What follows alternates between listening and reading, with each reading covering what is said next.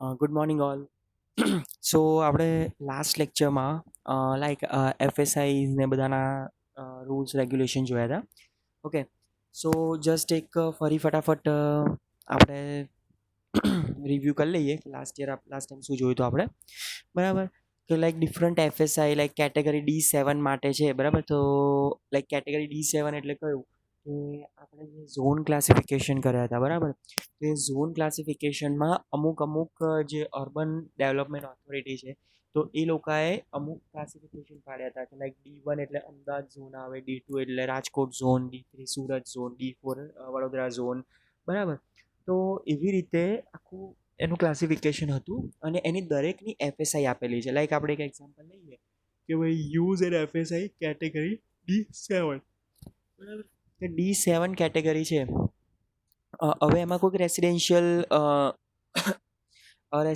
Zone છે કે ત્યાંની એફએસઆઈ આપણે કેલ્ક્યુલેટ કરવી છે, બરાબર? તો એની પરમિસેબલ એફએસઆઈ 1.8 છે, બરાબર? ચાર્જેબલ એફએસઆઈ આપણી જોડે અત્યારે D7 ઝોનમાં અવેલેબલ નથી, એટલે ટોટલ મેક્સિમમ એફએસઆઈ આપણી થઈ 1.8. એવી રીતે ઇફ D1 ઝોનની વાત કરીએ આપણે,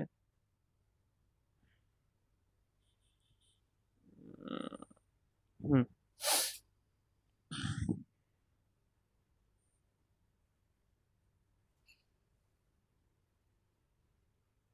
હમ કેટેગરી ઔડા, બરાબર? તો રેસિડેન્શિયલ ઝોન 1 છે, તો એની બેઝ એફએસઆઈ કેટલી છે? 1.8, બરાબર? ચાર્જેબલ એફએસઆઈ કેટલી છે? 0.9 સુધી આપણને મળી શકે. ચાર્જેબલ 40% ઓફ ધ જંત્રી રેટ, બરાબર? એટલે ટોટલ આપણી જે એફએસઆઈ થઈ કેટલી થઈ? 2.7. સો એવી રીતે આખું એક એફએસઆઈનું કેલ્ક્યુલેશન આવે. સો એફએસઆઈ એટલે શું કે ભાઈ total floor area of a building upon total plot area, બરાબર? એફએસઆઈ ઉપરથી આપણને ખબર પડે કે ભાઈ આપણે કેટલા ફ્લોર સુધી કન્સ્ટ્રક્ટ કરી શકીએ છીએ, બરાબર? સો હવે આગળ લેક્ચરમાં આપણે ચાલુ કરીએ છીએ the general development requirements. The general development requirements for all the zones and categories are enumerated below. However, any specific regulation given for the relevant zone in the respective chapter shall be considered. બરાબર? સૌથી first છે road approach અને access, બરાબર? કે the various width of road as per the town planning scheme, development plan or any other government notification shall be considered. Okay, કે આપણે તમે કોઈ બી ટીપી સ્કીમ જોશો, બરાબર? તો એ ટીપી સ્કીમમાં અમુક વખતે રોડની તમારી જે જસ્ટ એક્ઝામ્પલ લઈએ કે ભાઈ તમારો કોઈ પ્લોટ છે અને ત્યાંથી કોઈક ટીપી સ્કીમ પાસ થઈ જાય, બરાબર? તો એ તમારા પ્લોટની નજીકમાં કોઈક રોડ જતો હશે, તો એ રોડ ઉપર કંઈક નોટેશન કરેલું હશે એ લોકોએ કે 9, 12, 18, 13, 36, 40, બરાબર? સો એ જે છે એને કહેવાય તમારે વિથ ઓફ ધ રોડ, બરાબર? આ રીતે એના રોડ ક્લાસિફિકેશન ઓર ક્લાસ નોટિફાઈ કરેલા હોય 9.14, 9.15, 9.16, 9.20 ઓર 9.25, બરાબર? With of the road consider for the development regulation, કે ઇફ જો તમને આ રીતનું કંઈક આપેલું હોય, આ રીતના ડિજિટ્સ આપેલા હોય, તો તમારે એને કેટલું કન્સિડર કરવાનું? 9 મીટરનો રોડ છે. સેમ એવી રીતે 12.10, 12.15, 12.18 જો એ રીતે આપેલું હોય તો એને આપણે કન્સિડર કરીએ છીએ 12. સેમ એવી રીતે 18, 30, 36, 40, બરાબર? તો એ દરેકને આપણને ફાઇનલ એક આઉટપુટ આપેલું છે, બરાબર? આપણે એક જસ્ટ યાદ રાખવા માટે કે ભાઈ કેટલા વિથના રોડ અવેલેબલ છે આપણી જોડે, તો 9, 12, 18, 30, 36 એન્ડ 40, બરાબર? For conversion of the road with from the FPS to MKS, બરાબર? કે એફપીએસ જે છે આપણું, બરાબર, અને એમાંથી એમકેએસમાં આપણે ટ્રાન્સફર કરવાનું છે, બરાબર? તો એને કઈ રીતે આપણે ટ્રાન્સફર કરી શકીએ, બરાબર? તો તમને ખબર છે what is a FPS and what is a MKS, બરાબર? બે કન્વર્ઝન ઓર ડાયમેન્શન મેથડોલોજી છે કે જેથી ઇન્ડિયન ઓર યુકે સિસ્ટમ અલગ છે, યુએસએ સિસ્ટમ અલગ છે, બરાબર? આપણને ખબર છે કે યુએસમાં માઇલ પર એ લોકો કન્સિડર કરે છે, જ્યારે આપણે અહીંયા કિલોમીટરમાં કન્સિડર કરીએ છીએ, બરાબર? For building units along overbridge and underbridge, the total width of the TP road shall be considered for regulating permissible uses, margins and height for the proposed building. Road width for considering permissible use, margins and height for the proposed building shall be as per the table 11, બરાબર? So next છે landlocked building unit and required road width. In case of the locked plot, which is surrounded on all sides by other plots with no access to any street or road, access of minimum 12 meters shall be required through any adjoining plots or plot which shall be nearest to the street or road to the landlocked plot at the cost of owner of the landlocked plot and such other condition as may be prescribed by the compound authority. In case of the landlocked plot behind the existing construction and where 12-meter wide approach is not feasible, building up to height of 10 meters shall be permissible on the road of 9-meter width, and only individual bungalows, semi-detached row houses shall be permissible on the road of 7.50-meter width only where the land has received non-agriculture permission prior to the publication of the preliminary notification of the comprehensive GDCR. For non-agriculture permission granted after publication of the GDCR, 12-meter wide road shall be insisted and development permission shall be granted accordingly. બરાબર. હવે આ શું કહેવા માંગે છે આપણને કે land લોક building unit, બરાબર, એટલે શું કે ભાઈ તમારો કોઈ પ્લોટ છે, બરાબર, તો હવે એને એડજોઇનિંગમાં જો કોઈ જ રોડ કે અવેલેબલ ના હોય, રોડ સ્ટ્રીટ કશું જ એની નજીકમાં અવેલેબલ ના હોય, લાઈક એક એક્ઝામ્પલ લઈએ આપણે, બરાબર, કે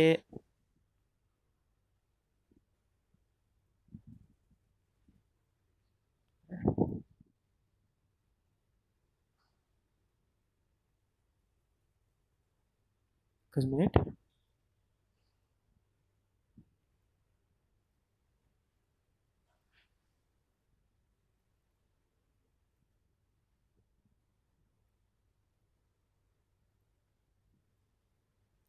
ચાલશે. ઓકે ઓકે, હવે આવી ગયું, બરાબર. જેમ કે આ એક પ્લોટ છે, આ બીજો પ્લોટ છે, આ ત્રીજો પ્લોટ છે, બરાબર, અને એક અહીંયા ચોથો પ્લોટ છે, બરાબર.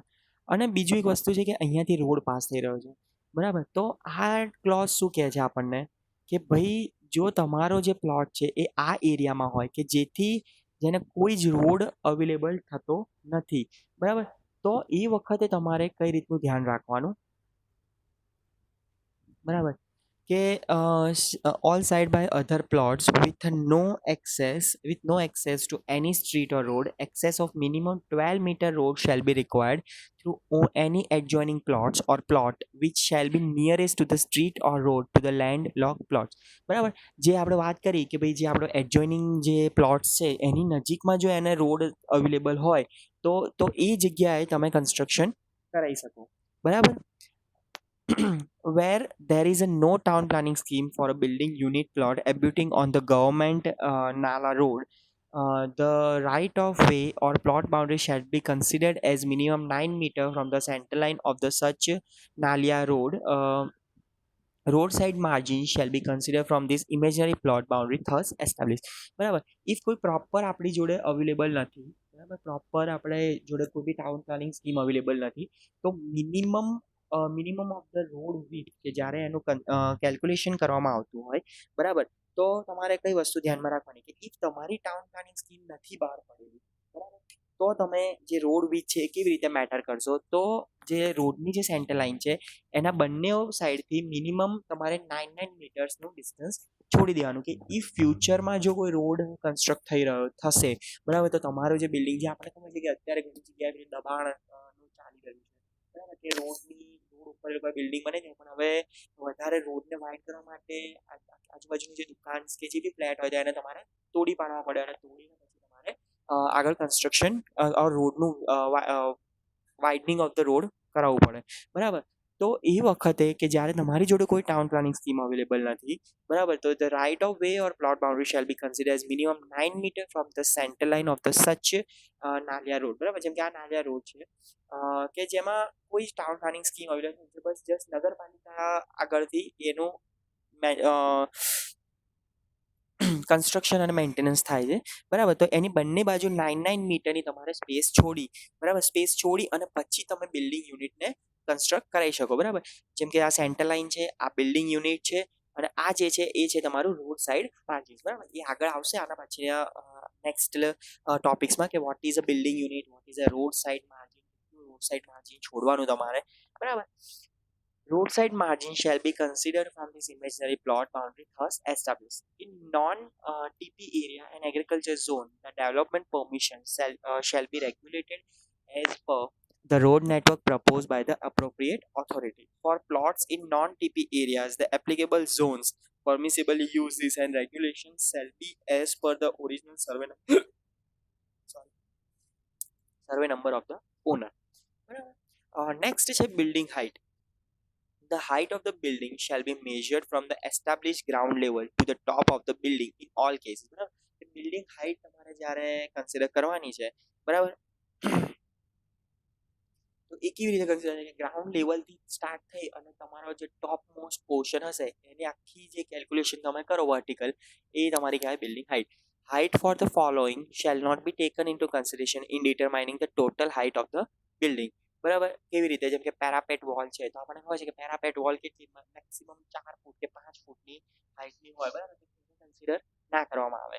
એના પછી સ્ટેરકેસ કેબિન, કે ભાઈ સ્ટેરકેસ કેબિન જે તમારી સ્ટેર્સ છે એ તમે હાઈટ ઉપર અમુક હાઈટ પછી આપણે 4 માળની પરમિશન છે તો 4 માળ સુધી કન્સ્ટ્રક્ટ કરી દીધું, પણ એની ઉપર તમારે સ્ટેરકેસ કેબિન આપવી પડે તો એ તમારી કન્સિડરેશનમાં નથી આવતું. Water storage tank, lift well, lift cabin with machine rooms above, hollow plinth provided for only parking in case of the building up to 25 meter height.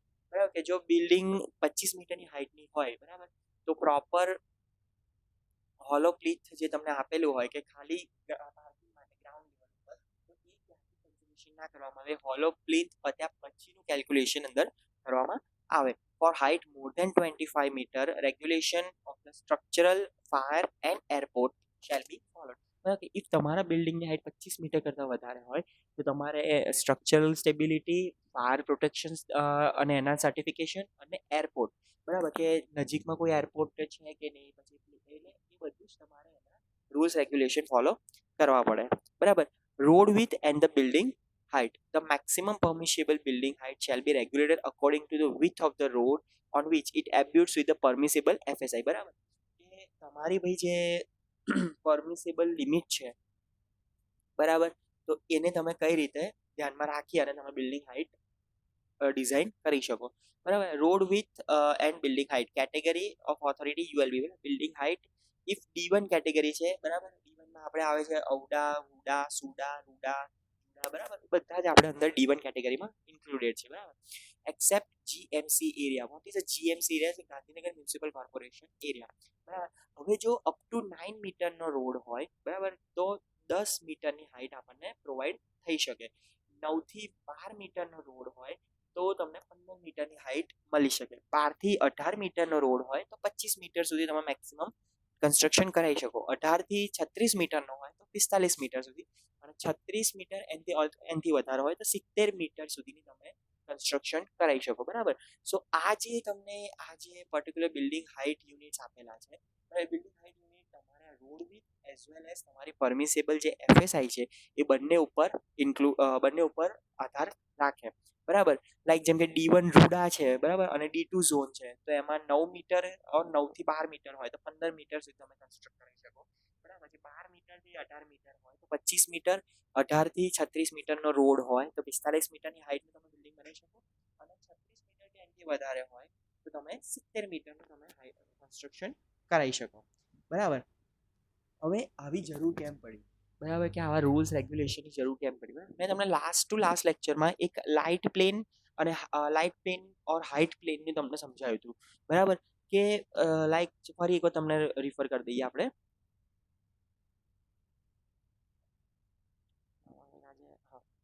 બરાબર, લાઈક આ એક તમારો પ્લોટ છે, બરાબર, અને બીજો એક પ્લોટ તમારો અહીંયા છે. બરાબર, અહીંયાથી તમારો બે બાજુથી રોડ પાસ થઈ રહ્યો છે. બરાબર. હવે ઇફ જો તમે આ તમારું બિલ્ડિંગ છે, બરાબર, હવે આની હાઈટ તમે કોઈ જ રૂલ્સ રેગ્યુલેશન વગર, બરાબર, બહુ જ હાઇટેડ કરી નાખો, લાઈક આપણે મેક્સિમમ ગણી લઈએ કે 70 મીટરની હાઈટમાં આપણે કન્સ્ટ્રક્ટ કરી દઈએ છીએ, અને આ રોડની વિથ તમારી છે કંઈક 18 મીટર. બરાબર, આ રોડની વિથ છે તમારી 18 મીટર. તો શું થશે કે લાઇટ પ્લેન એટલે કે આ જે બિલ્ડિંગ છે, બરાબર, એનો જે ટોપેસ્ટ પોર્શન છે, બરાબર, ત્યાંથી તમે એક રે ઓફ લાઇટ પાસ કરો છો વિથ એ સ્યુટેબલ એંગલ. બરાબર, તો એવી રીતનું એંગલ કે એ રીતની હાઈટ તમારે ડિઝાઇન કરવાની કે અહીંયાથી જ્યારે તમે લાઇટ પાસ કરો છો તો એ લાઇટ તમારો એ લાઇટ તમારો આ પર્ટિક્યુલર એન્ડ ઉપર આવીને ઊભો થાય, મતલબ આ જે તમારી બાઉન્ડ્રી છે રોડની, સામેના રોડની, બરાબર, ત્યાં નજીકમાં પૂરું થઈ જવું જોઈએ. તો એનાથી શું થાય કે સામેવાળું જે બિલ્ડિંગ છે, બરાબર, તો એ બિલ્ડિંગને પ્રોપર સનલાઇટ અને proper air circulation as well as ventilation તમને મળી શકે, બરાબર. તો એ ધ્યાનમાં રાખી અને એ લોકોએ આ રીતના રૂલ્સ અને રેગ્યુલેશન આપણને આપ્યા, બરાબર. સો નેક્સ્ટ લેક્ચરમાં આપણે જોઈશું રોડ સાઈડ, રિયર સાઈડ અને સાઈડ માર્જિન્સ, બરાબર, કે માર્જિન્સ કેવી રીતે છોડવાના છે. આપણે સેટબેક્સ જે ભણ્યા આપણે, બરાબર, તો એ એકચ્યુઅલ વર્લ્ડમાં કેવી રીતે અફેક્ટ કરે છે, તો એ આપણે નેક્સ્ટ લેક્ચરમાં જોઈશું. So see you in the next lecture. Thank you.